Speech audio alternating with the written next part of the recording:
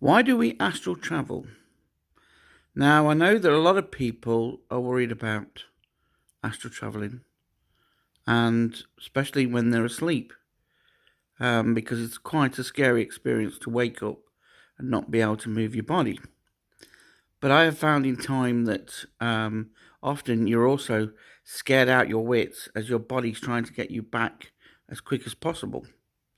Now, they reckon that we are connected by an etheric cord, and so our soul can go and work and help people.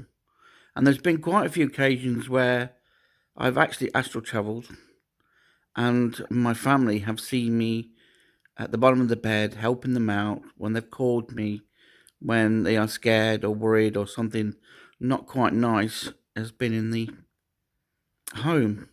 One of the most strangest experiences was that my mum and my sister and myself all dreamt a similar part of a dream or similar part of a situation, which was quite amazing, really, when we put all the stories together. My sister has been attacked by this horrible entity, she claimed, in the middle of the night, and so she called upon me. And she said I came at the bottom of the bed and I was dealing with whatever it was that was scaring her.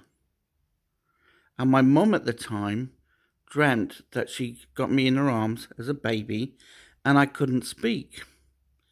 So she said the Lord's Prayer, or the famous, what we use or have been passed down through the families, that in the name of Jesus who gave his blood on the cross, I command you to leave the person when somebody's in trouble. And so most entities can't attack you. So my sister was being attacked and I was travelling. I was dreaming that I couldn't speak and I was struggling and I was dealing with something and I couldn't get back into my body. And so all the three stories together came about and we understood. And that's why I say that you're always protected by your family. You're always protected by the spirit world. And so one way or another, you're all working together. Now, I've had quite a few astral projections or astral traveling, depends on what you call it.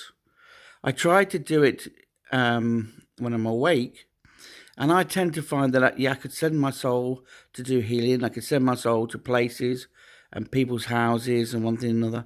But I often found I was too nosy. And so when I started to see around a room or something like that, I'd focus on things which would stop me astral traveling. So I'd end up back in my body quite quickly. I mean, on one occasion I was doing a reading and I actually was holding an object, which is psychometry, and I was actually projected to a place of work. And this was quite amazing because when I described the two doors, he verified this. I also described that when I was looking out the window, I could see a canal, and he actually worked next to a canal. And so all the information I gave was actually I was there. I'd actually astral travelled to the place. So that was quite an amazing experience. And one where I actually didn't focus on what I got, I just gave what I got. Because when we focus on what's around, we tend to get excited and then that stops the connection. Now, I've also had friends and family who've said that I've visited and helped them out. This one occasion, which was quite interesting, I worked with a lady who, amazing lady, got on really well, and she, for weeks, she kept asking me if I could help her sister out.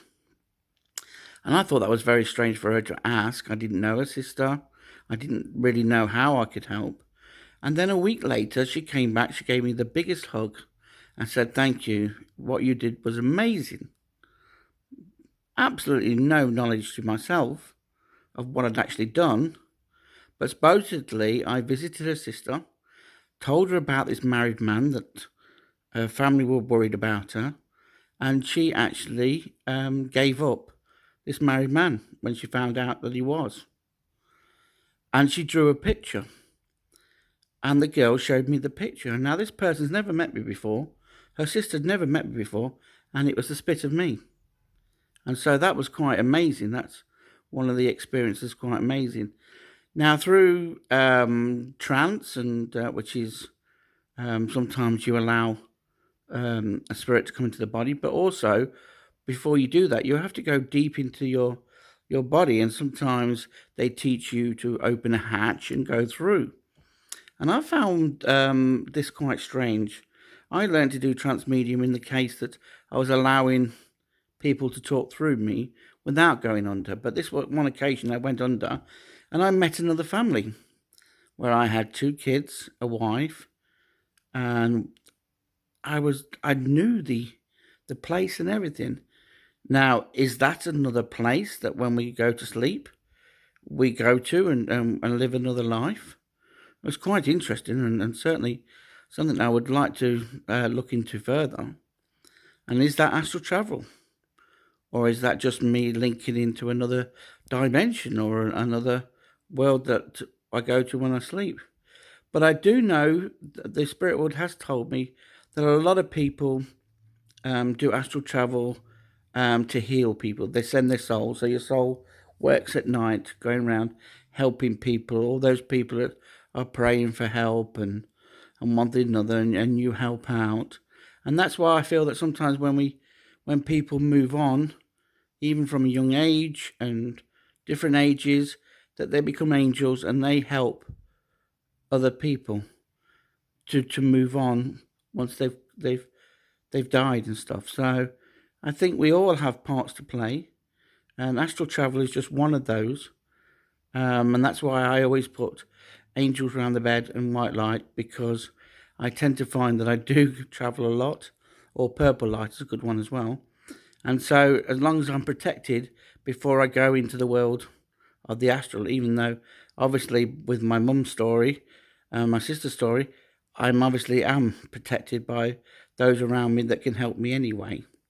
But certainly astral travel is an interesting subject, and it's not one that I do a lot when I'm awake. It seems like I do a lot when I'm asleep. And the scary part sometimes of waking up, and now I understand it, it's not so scary, the paralysis, because I know eventually that I'll come back into my body and then it'll be all okay. It takes about 2 seconds, and I always seem to have a big effect, a big breathing effect, which is sort of like, then I know that I'm back in the body. But just being able to move your head and not your body is quite a scary experience. It also reminds me back of a time when in hospital, so it's a little bit of a fear I have, because they put lots of drugs in me, and so I can only move my head. And a drunken man came up to me asking me questions, and I thought, well, this is it. I'm not going to be able to fight him or talk to him. But he was a real nice guy, but he had his face smashed up from drinking too much and walking into walls and stuff and fighting with nurses. So quite strange, but it gave me the fear. So them to recreate that when I come back into the body as a way of actually getting me back quicker is quite interesting. So if you do have a bit of a nightmare, it could also be that your body's trying to bring you back quicker to the body because you're needed on the plane.